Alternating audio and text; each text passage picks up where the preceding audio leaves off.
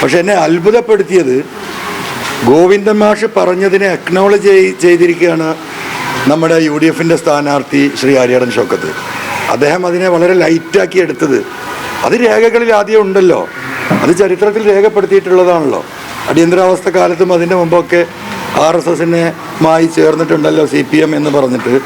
അതിനെ ലളിതവൽക്കരിക്കാൻ വേണ്ടിയിട്ടാണ് ശ്രീ ആര്യാടൻ ഷൗക്കത്ത് വളരെ വിദഗ്ധമായി ഞാനീ പറഞ്ഞുകൊണ്ടിരിക്കുന്ന പിണറായിസത്തിൻ്റെ ഒളിഞ്ഞ വക്താവാണ്.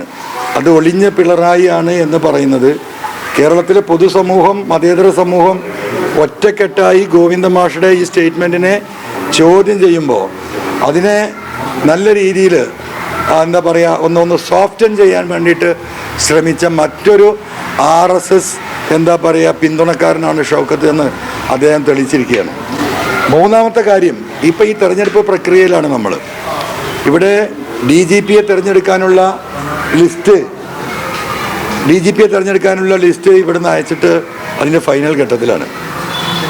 6 സീനിയർ IPS ഓഫീസർമാരുടെ പേരാണ് UPSCക്ക് കൊടുത്തിട്ടുള്ളത്. ഈ 6 പേരിൽ നിന്ന് 3 പേരെ സെലക്ട് ചെയ്തുകൊണ്ട് UPSC തിരിച്ച് സ്റ്റേറ്റ് ഗവൺമെൻറ്റിന് അയക്കും. 3 ആൾ അതിൽ നിന്ന് ഒഴിവാക്കും. ആ തിരിച്ചു വരുന്ന ലിസ്റ്റിൽ ഈ 3 ആളിൽ ഒരാളെ നിയമിക്കാനുള്ള പരിപൂർണമായിട്ടുള്ള ഫ്രീഡം സ്റ്റേറ്റ് ഗവൺമെൻറ്റിനുണ്ട്. അപ്പോൾ വളരെ വിദഗ്ധമായി നിങ്ങൾ കാണാതെ പോകുന്ന കാര്യങ്ങളാണ്.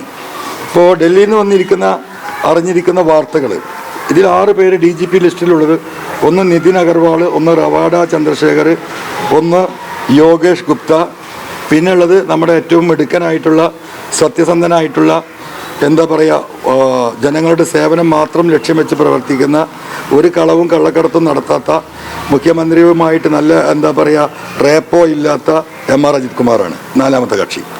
5ാമത്തെ കക്ഷി നമുക്കറിയാം സുരേഷ് രാജ് പുരോഹിതാണ്. നല്ലൊരു ഓഫീസറാണ്. നിങ്ങൾക്കറിയാം കേരളത്തിലെ പല ഈ മയക്കുമരുന്നുമായി ബന്ധപ്പെട്ട വിഷയങ്ങളിലൊക്കെ ഇടപെട്ടൊരു വ്യക്തിയാണ്. ഇടപെട്ടത് കൊണ്ട് തന്നെ അദ്ദേഹത്തിനെ ആ പോസ്റ്റിൽ നിന്ന് മാറ്റിയ വ്യക്തി കൂടിയാണ്. പിന്നെ നമുക്ക് അറിവുള്ളത് മനോജ് എബ്രഹാം. ഈ 6 പേരാണ് കേരളത്തിൽ നിന്ന് കേന്ദ്രത്തിലേക്ക് അയച്ചത്. അതിൽ തന്നെ ഈ MR അജിത് കുമാറിൻ്റെ പേര് അതിൽ വന്നതിനെ നഖശികാന്തം നമ്മൾ എതിർത്തതാണ്. UPSCക്ക് അടക്കം എനിക്ക് കിട്ടിയിട്ടുള്ള എവിഡൻസ് അനുസരിച്ച് നമ്മൾ കത്തയച്ചിട്ടുള്ളതാണ്. കാരണം ഇയാളൊരു പക്ക ക്രിമിനലാണ്. ഇത്തരം കേസുകളിൽ ഇപ്പോഴും അദ്ദേഹത്തിൻ്റെ പേരിൽ ഞാൻ കൊടുത്ത 6 പരാതി അന്വേഷണത്തിൽ നിൽക്കുകയാണ്. ഈ പറയുന്ന പൂരം കലക്കിയത് ഇപ്പോഴും ഒരു ഫൈനൽ റിപ്പോർട്ടായിട്ടില്ല.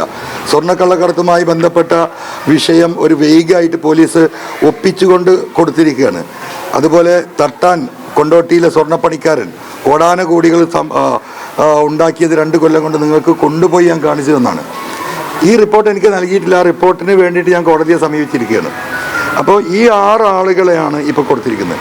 ഇതിൽ വളരെ ബുദ്ധിപൂർവമായിട്ട് പിണറായി നടത്തുന്ന നീക്കങ്ങൾ, നിതിൻ അഗർവാളും റവാഡ ചന്ദ്രശേഖരും, ഇവർ ഈ പറയുന്ന ദേശീയ സർവീസിലാണ് ഇപ്പോൾ ഉള്ളത്. അവരോട് നിർബന്ധപൂർവം ഈ കൊടുത്ത ലിസ്റ്റിൽ വില്ലിങ്നെസ് കൊടുത്തിട്ടുണ്ട്.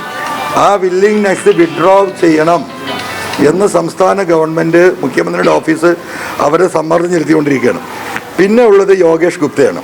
ആ 6ലെ ആദ്യത്തെ 2 ആളോട് നിങ്ങൾ കൊടുത്ത വില്ലിങ്നെസ്സിൽ നിന്ന് നിങ്ങൾ പിന്മാറണം എന്ന് ശക്തമായി ഭീഷണി സ്വരത്തിൽ ആവശ്യപ്പെട്ടിരിക്കുകയാണ്.